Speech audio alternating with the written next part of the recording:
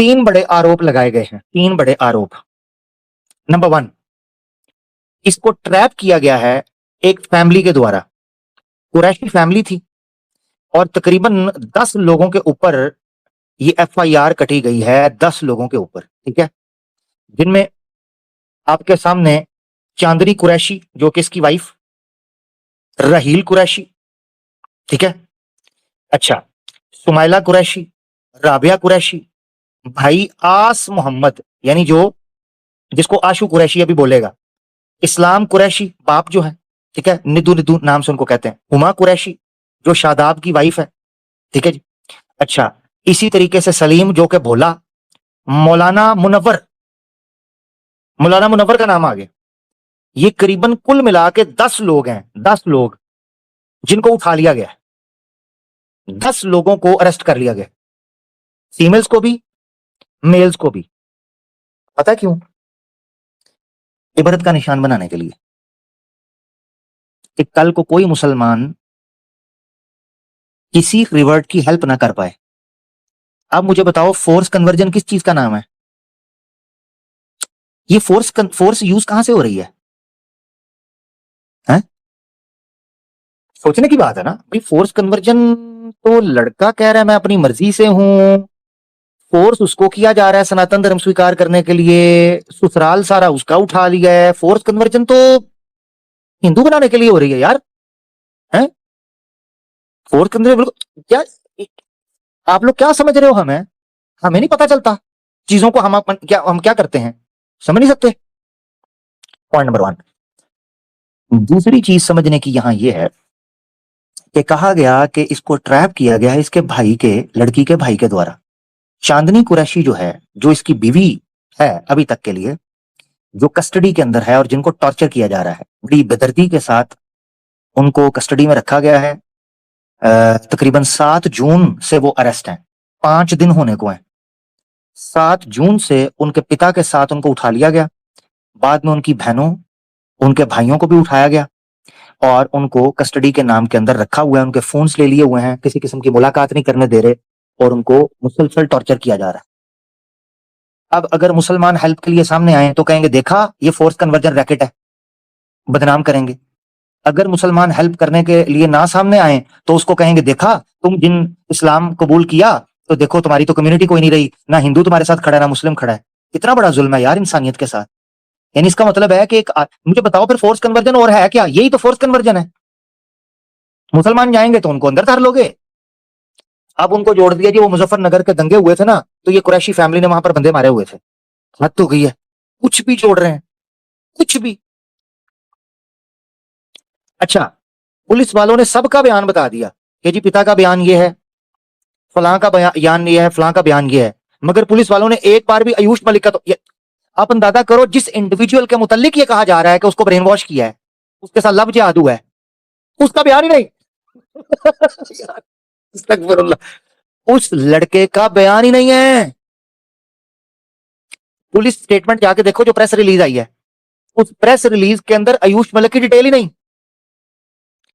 मिसाल के तौर पे मैं आपको बताता हूं, एक बंदा पुलिस के पास आता है, वो आकर कहता है कि आमिर हक को गुंडों ने मारा और आमिर हक इस वक्त हॉस्पिटल में है, मैं उन गुंडों के खिलाफ केस करना चाहता हूं। बड़े गौर से सुनना मेरी बात। एक शख्स आता है पुलिस के पास, वो आकर कहता है मैं आमिर हक का भाई हूं, आमिर हक को गुंडों ने पकड़ा, पीटा, मारा, वो इस वक्त हॉस्पिटल में है, मैं उन गुंडों के खिलाफ केस करना चाहता हूं, ये फलां फलां फलां फलां उनका नाम है। पुलिस क्या करती है मुझे बताना जरा ईमानदारी के साथ। अगर कोई हिंदू भी सुन रहे हैं ना, कमेंट करके मुझे आज बताओ, पुलिस क्या करेगी? सबसे पहले एफआईआर क्या कहती है?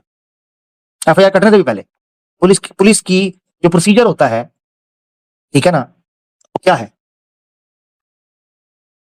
क्या है? ईमानदारी से बताओ, हिंदू बताओ कोई। Exactly exactly. वो पहले उस बंदे से पूछेंगे कि जो विक्टिम है ना, आमिर विक्टिम कौन से हॉस्पिटल में है, हमें वहां लेके चलो, हमें पहले वहां लेके चलो, लेके चलो, हम उससे पूछें। जब वो वहां लेके आते हैं, डॉक्टर कहते हैं अभी आमिर हक जो है वो बोलने के अभी स्थिति के अंदर नहीं है, आप प्लीज शाम तक वेट करें। पुलिस वाले शाम तक वेट करते हैं जब तक वो होश में नहीं आता। उसके बाद जाके वो नोट करते हैं और फिर प्रॉपर एक एफआईआर बनती है स्टेटमेंट लेने के बाद। मैं हैरान हूं कि जिस बच्चे के मुतालिक कहा जा रहा है कि उसको फोर्स कन्वर्जन हुई है, उसको ब्लैकमेल किया गया है, उसको ब्रेन वॉश किया गया है, उसका बयान ही नहीं है। पूरी तरह फोर्स कन्वर्जन है, उसका बयान ही नहीं है। आपको क्या लगता है आयुष मलिक मीडिया के सामने क्यों आया? आपको पता है 4 दिन से वो केवल सिर्फ 4 दिन से एक ही कपड़ों के अंदर इंटरव्यू दे रहा है, यही काम कर रहा है वो, क्योंकि पुलिस ने उसका बयान ही नहीं लिया। पुलिस उसके बयान को इंक्लूड ही नहीं कर रही। यानी ये ऐसे ही है कि 2 व्यक्ति लड़े हैं और तीसरी पार्टी जिसका अपना इंटरेस्ट है वो आके केस को हाईजैक करके ले गई मुसलमानों के खिलाफ, और वो लड़का बीच में रोता रह गया, भाई मुझसे तो पूछो, मुझसे तो पूछो, लड़ाई है ही नहीं, कोई समस्या है ही नहीं है, वो हाईजैक करके ले गए, चल पीछे हट जा। ये हुआ है पूरे केस के अंदर। अब वो पता क्या कह रहे हैं, उन्होंने केस कैसे जोड़ा? उन्होंने कहा लड़की का भाई मेन कल्प्रिट है, मास्टरमाइंड है, आशू कुरैशी। ये इस लड़के की जो मेडिकल जो स्टोर था ना, उस स्टोर के अंदर लड़का करता था काम। उसने क्या किया, उसने आयुष ने अपनी प्रॉब्लम बताई हुई थी कि इसके शोल्डर का मसला है, शोल्डर्स जो हैं इसके, वो हाथ इसके कांपते हैं, उसमें पेन होती है दोनों शोल्डर्स में, इसका कोई एक्सीडेंट वगैरह था, कोई इशू है, मेडिकल इशू है कोई। तो ये इसने कहा कि मुझे इशू है, तो उसने ना उसने देखा कि लड़का शरीफ है। अब ये स्टोरी है, स्टोरी सुनो जरा।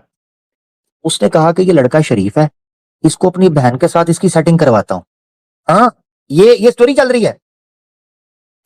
उसने कहा मेरी बहन जो है ना फलां जिम के अंदर फिजियोथेरेपी करवाती है, एक्सरसाइज करवाती है, जिम ट्रेनर है, तो वहां चले जाओ, वो एक्सरसाइज के थ्रू तुम्हारे शोल्डर की पेन वगैरह सेट कर देगी, तो तुम ना उससे जाके मुलाकात कर लो। कह रहे हैं आप चेक करो जरा बेगैरती की, बेशर्मी की और धोखाधड़ी की इंतहा चेक करो। कहते हैं कि उस भाई ने अपनी बहन की सेटिंग इसके साथ करवाई, इसको भेजा उधर से, बहन ने पूरी प्लानिंग की, दोनों ने मिलकर सोचा कि यार ये तो करोड़ों की प्रॉपर्टी है, तो क्यों ना इस बंदे को ट्रैप कर ले, बंदा शरीफ है, इकलौता लड़का है, इकलौता बेटा है, बाकी 3 बहनें हैं इसकी बड़ी, और वो शादीशुदा है, उनके विवाह हो चुके हुए हैं, हिंदू हैं वो। 3 बहनें बड़ी, अकेला बेटा है, अगर इसको काबू कर लेंगे ना तो सारी प्रॉपर्टी अंदर आ जाएगी अकेले बेटे के पास, तो इसको हम काबू करते हैं।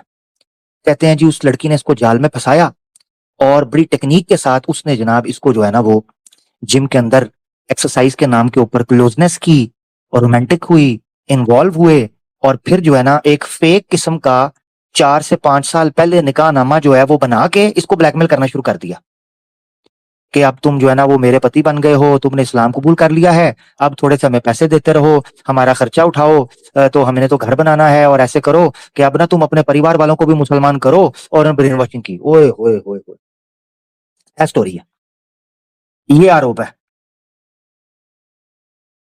इन्ना लिल्लाहि व इन्ना इलैहि राजिऊन। वो लड़का कहता है, ये आयुष, अब सुनो जरा आगे, ये सुनो। तो ये कितने साल का होगा? 20-22 साल का होगा जी। तो अब ये लड़के का बताने लगा, अपने साले का बताने लगा आपको। छोटा भाई है वो, दुकान पे कहाँ आया वो? चांदनी का छोटा भाई जो है। हाँ, दुकान पे कहाँ आया वो? जिंदगी में दुकान में नहीं चढ़ा वो, ये तो दुकान अभी खुली, उस दुकान पे कहाँ चढ़ा वो? दुकान पे। हाँ जी, ये पॉइंट है, उसका बयान नहीं ले रहे। मजे की बात पता क्या है, जिस दुकान में ये सामने खड़े होकर इंटरव्यू दे रहा है, जिस वक्त चांदनी की इसके साथ शादी हुई है ना, उस वक्त तो ये दुकान बनी नहीं थी। वो कहता है 2020-21 में तो वो दुकान थी, ये तो दुकान थी नहीं, यहां तो हमारा सेटअप ही नहीं था। तो अगर आशु ने मुझे फंसाना था तो वो उसको काम करना चाहिए मेरी दुकान के ऊपर 2020 और 21 में, तो 2020-21 में तो ये दुकान तो थी नहीं, दुकान ही वो थी। तो ये कहता है कि वो लड़का तो हमारे पास काम ही नहीं करने आया, वो तो कभी दुकान में नहीं चढ़ा। काम भी कर लिया, वो तो लड़के भी तो बताओगे आसपास के। उसमें पाकिस्तान का कनेक्शन कहाँ से आया? पाकिस्तान का कनेक्शन, फलस्तीन का कनेक्शन जोड़ दिया। आप अपने मुंह से जरा से बताओ भाई, मैंने अपना नाम मोहम्मद अली रखा, बॉक्सर अली रहे, मोहम्मद अली था उनका नाम, कैसे अमेरिका से थे वो, तो आज ये हमारा अमेरिका से कनेक्शन नहीं जोड़ने के, क्योंकि वाह यार वाह, क्या बात है आयुष भैया, जिंदाबाद। आयुष भाई का पॉइंट बड़ा तगड़ा था दोस्तों। ये कमाल का भोला आदमी है जिसको ब्रेन वॉश कर गए। वो कह रहा है कि डॉक्टर इसरार अहमद को सुनने की वजह से आपने मुझे पाकिस्तानी घोषित कर दिया, फलस्तीन की हेल्प की वजह से आपने मुझे फलस्तीनी बना दिया। तो मैंने जो अपना नाम रखा है मोहम्मद अली, वो तो मैंने रखा है मोहम्मद अली जो अमेरिकन बॉक्सर था, उससे इंस्पायर होके। तो मुझे अमेरिकी क्यों नहीं कहते आपके? तुम्हारा लिंक अमेरिका तो तुम्हारा लिंक तो अमेरिका के साथ भी बनना चाहिए है। आगे मुस्लिम कंट्री टारगेट पे रहती है थोड़ा सा, पर माहौल ना खराब करो। किसी के मन की सोच है कोई बात नहीं, इस तरह पर माहौल नहीं खराब करना चाहिए। नाम ही नहीं, आपने तो पूरा हुलिया चेंज कर लिया। कब से नमाज वगैरह कर रहे थे आप? कब से? नमाज में जब मेरे से नमाज पढ़नी भी नहीं आती, शॉर्ट्स पहन के बलियान पहन के तब भी नमाज पढ़ता था मैं। कहाँ जाते थे? जाननगर में रहता, छत पे जाकर नमाज पढ़ू था। मेरे घर वालों को नहीं पता था जुमा पढ़ने के लिए जुमा पढ़ना वाजिब है। 3 जुमा छोड़ दी तो आप पे कुफ्र का खात्मा होने का अंदाजा है थोड़ा सा। अल्लाह अकबर, अल्लाह अकबर। उसको सिर्फ इस्लाम पर अमल नहीं बल्कि इस्लाम की डिटेलिंग पता है। वो बता रहा है जुम्मा पढ़ना वाजिब है, और उसकी रीजनिंग देखो यार, रीजनिंग। वो कहता है जुम्मा पढ़ना इसलिए वाजिब है कि अगर 3 जुम्मे लगातार छोड़े तो आपके कुफर पर खात्मे का खदशा होता है, आपका डर होता है कि आप कहीं इस्लाम से दूर तो नहीं जा रहे। माशाल्लाह। मैं दोस्तों से कहता हूं अभी जो इसकी बातें चलेंगी, मैंने ये टॉपिक क्यों आपके सामने रखा है, इसके पीछे मल्टीपल रीजंस है। वल्लाह नौजवानों, खुदा का वास्ता है, ऐ मुस्लिम नौजवान, आप देखो तो सही, सोचो तो सही कभी। तो जुमा पढ़ने बाहर जाता है सामने से 20-20, 40-40 किलोमीटर दूर रह गए, 3-3 घंटे दुकान छोड़ के जाना पड़ेगा पर जुमा पढ़ना। अच्छा, यहाँ ना आगे एक सवाल आएगा कि आपको ना फोर्स कन्वर्ट किया गया है, कन्वर्जन, तो इस पर आप क्या कहेंगे? इसका जवाब सुनना जरा, जवाब बहुत डीप है, ठीक है ना? अभी आगे सुनते जाएं बस। जरूरी है। फिजियोथेरेपी कराने जाता था तब मुलाकात हुई थी उनसे, कितने साल पहले? 6-7 साल पहले मुलाकात हुई होगी। तब शोल्डर में इंजरी थी, दोनों कंधे के ऑपरेशन करा रखे अब तो मैंने। उसके बाद फिजियोथेरेपी से जब आराम नहीं हुआ। तो चांदनी के साथ आपको जुड़ना था क्या? इसीलिए निकाह का रास्ता चुना? वो चांदनी को भी तो आप जब आप शादी किसी तो घर वालों की फायदे- जब मर्जी आप से जब आप किसी फायदे के लिए कोई काम करो ना, तो आपका फायदा पूरा हुआ, आपका काम पूरा हुआ, आपका फायदा पूरा हुआ, वो छोड़ दो फिर आप। अगर मुझे निकाह उससे फायदे के लिए करना होता ना, या कुछ और बात थी, जब उन्होंने दबाव बनाया कि लड़की पलट रही, वो तो अलग रूम में मुझे क्या पता, कहना लड़की पलट गई, मैं पलट गई होगी, पलट जाओ, जिनके घर वाले खिलाफ है मैं पलट जाओ, तुम्हारे घर वाले खिलाफ।